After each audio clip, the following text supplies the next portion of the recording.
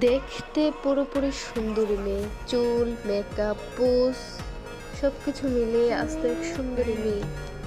ব্রাহ্মণবাড়িয়া সায়দাবাদ কলেজের সাংস্কৃতিক সম্পাদক, যার নাম রেদওয়ান ইসলাম, কিন্তু সে তার নিজের পরিচয় গোপন করে রিহিয়া রিহি নামে একটি ফেসবুক আইডি খুলে ছেলে থেকে মেয়ে হয়ে যায় তিনি।